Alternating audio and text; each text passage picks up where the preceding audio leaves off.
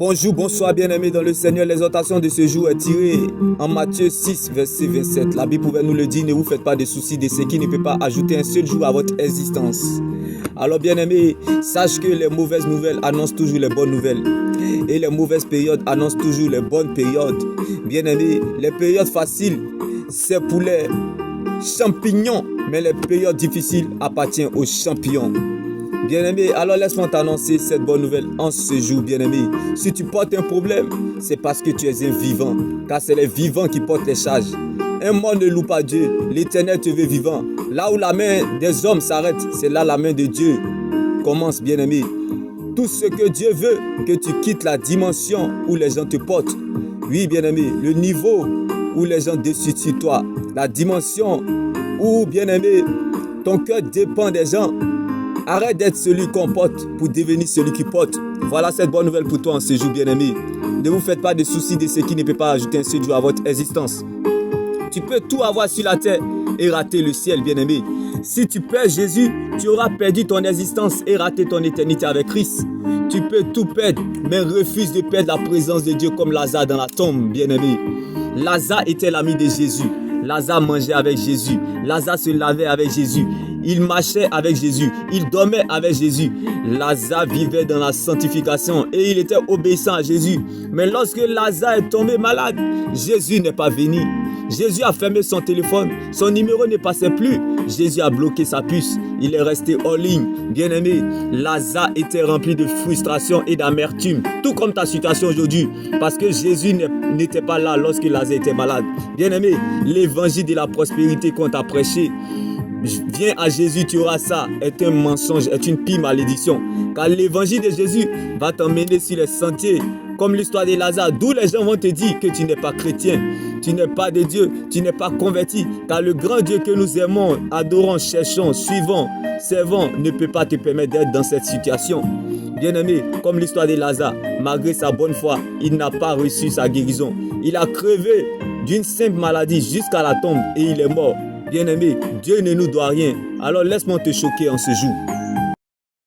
Oui, bien-aimé, laisse-moi te choquer en ce jour. Ce que les gens disent, c'est important, mais n'a pas de valeur. Les gens peuvent parler, mais il y a une seule parole dont la parole est éternelle qui accomplit tout ce qu'elle dit. C'est la parole de Dieu, bien-aimé. Lorsqu'elle t'attend, la tête est contre ciel même pour t'accompagner. Si c'est à cause de toi, tu perdras la bataille. Mais à cause de la parole de Dieu, tu gagneras le combat. C'est ton attitude qui déterminera la qualité de ta vie.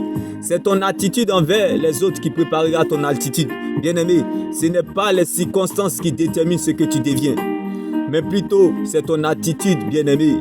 Ce n'est pas la condition de vie qui détermine ce que tu es, mais plutôt c'est la parole de Dieu qui conditionne ta vie.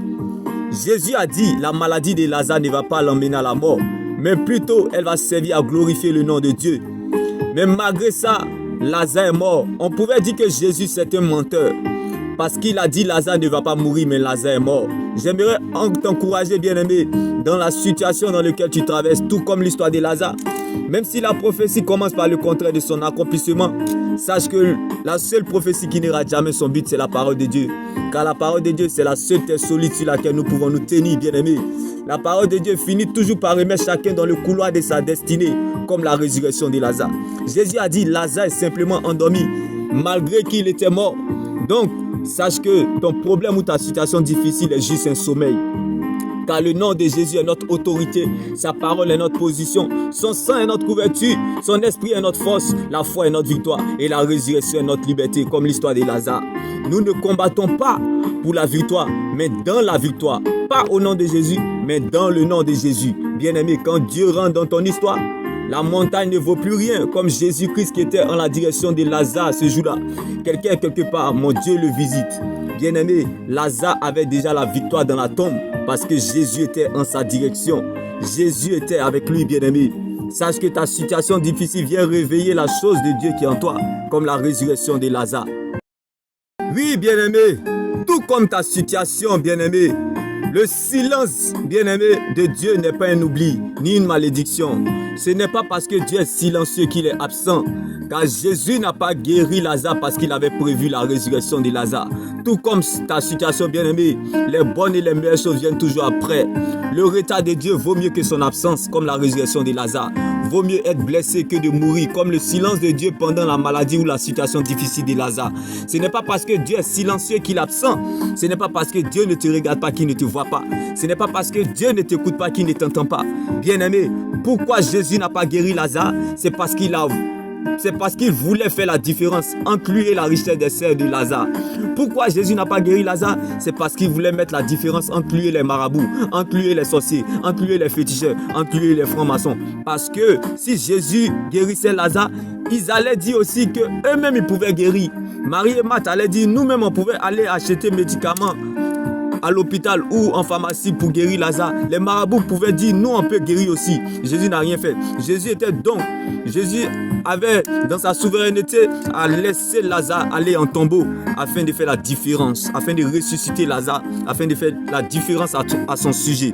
Alors bien aimé, c'est donc pour cela que Jésus a décidé donc de laisser couler Lazare jusqu'en tombeau. Tout comme ta situation, le silence de Dieu n'est pas une malédiction ni un oubli.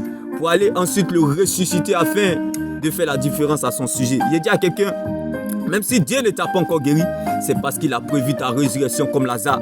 Bien-aimé, il y a des choses que Dieu veut faire avec toi, comme la résurrection de Lazare. On dira du jamais entendu, du jamais vu, du jamais touché. C'est pour cela ton exaucement tarde, bien-aimé. La promesse de Dieu ne ment pas, même si elle t'attend là, car elle s'accomplira certainement, bien-aimé. Oui, bien-aimé, alors sache que le problème n'est pas le problème. Mais le problème se situe au niveau de ton cœur. Est-ce que ton cœur est suffisamment prêt à affronter ce qui arrivera lorsque Dieu t'aura déjà exaucé? N'oublie pas que dans la vie, il y a toujours un après cela. Les bonnes et les meilleures choses viennent toujours après. Ceux qui t'ont dévancé ne t'ont pas dépassé, car toi, tu vas les rattraper, les dépasser à jamais, comme la résurrection de Lazare. Dieu fera pas toi pour toi, sans toi, comme la résurrection de Lazare. Ceux qui ne te voient plus, qui ne disent pas que tu es mort, mais c'est l'Éternel qui t'a retiré pour te former. Tu as disparu de là où tu étais, bien-aimé. Tous ceux qui avaient pris du recul à cause de Dieu, Dieu a voulu vous former. Vous n'avez rien perdu. Il dit à quelqu'un, tu vas réapparaître bientôt. Tu reviendras sur la scène. Tu reviendras sur scène. Mon Dieu te rétablit et te rétablira encore, comme la résurrection de Lazare. Ensuite, ton cœur goûtera la parole de Dieu comme une nourriture délicieuse. Bien-aimé, le goût de la sauce de ta destinée prendra, bien-aimé, une nouvelle saveur, bien-aimé. Et ta bouche pleine de joie sentira sa louange. Rien à perdre dans Jésus. Tu peux tout perdre sans avoir rien perdu. Il est moins grave de perdre que de se perdre, bien-aimé, parce que nous demeurons dans le véritable. La mort est la plus grande humiliation, bien-aimé. On ne traverse pas la vallée de la honte pour être béni. C'est une malédiction, mais plutôt on traverse la vallée de la honte pour être une source de bénédiction, comme la résurrection de Lazare. Et c'est ce que tu es, comme l'histoire de Lazare, bien-aimé. Ta bénédiction n'est pas loin. Le temps de Dieu n'est pas très long, mais très bon. Parfois, tu ressens un grand vide comme Lazare dans la tombe. Un mort ne réagit pas, ne continue pas à chercher. Va au pied du Seigneur Jésus-Christ, car un mort ne loue pas Dieu. L'Éternel te veut vivant. Parfois, tu ne sais pas ce que tu veux. C'est l'Éternel qui te manque, comme Lazare dans la tombe. On ne va pas à l'église pour être béni, c'est une malédiction, mais plutôt c'est pour servir Dieu. On n'est pas béni. On est béni non pas parce qu'on a, mais plutôt c'est parce qu'on est béni, bien-aimé. Tu ne souffres pas parce que tu es maudit. Tu souffres parce que tu es béni, bien-aimé. On n'est pas pour devenir quelqu'un, mais on est pour être ce que nous sommes, bien-aimé. Il dit à quelqu'un en ce jour, on ne coupe pas pour ce qu'on est, on coupe pour ce qu'on n'est pas. La Bible pouvait nous le dire, bien-aimé. Quand Lazare était malade, Jésus n'est pas venu. Lazare n'a pas fait de cela son malheur. Mais il a fallu que Lazare meure et Jésus parte le ressusciter dans la tombe. J'ai dit à quelqu'un ce jour, ce que Dieu te réserve est plus grand que ce que tu regardes ou vois aujourd'hui. Ce que tu ne sais pas est plus grand que toi. Ce qui t'attend est plus grand que ça. Un jour dans sa présence vaut mieux que 1000 ans ailleurs, comme la résurrection de Lazare. J'aimerais dire à quelqu'un ce jour, c'est dans sa présence que tout se passe. Dieu réserve toujours une heure pour les mépriser comme la résurrection de Lazare. C'est dans sa présence nous avons la réponse à nos questions. C'est dans sa présence que nous avons la solution à nos problèmes. C'est dans sa présence que nous savons ce que nous sommes, où nous sommes, qui nous sommes et où nous allons, bien-aimés. C'est dans sa présence, bien-aimés, que nous savons ce que nous vivons. C'est dans sa présence que nous comprenons ce que nous traversons. C'est dans sa présence que nous contemplons sa majesté, bien-aimés. Bien-aimés, car Dieu siège dans la louange. Tout ce qui respire loue l'Éternel. C'est dans l'adoration que se découvre la profondeur de notre victoire. Bien-aimé, cette situation est juste, bien-aimé, une période de la vie.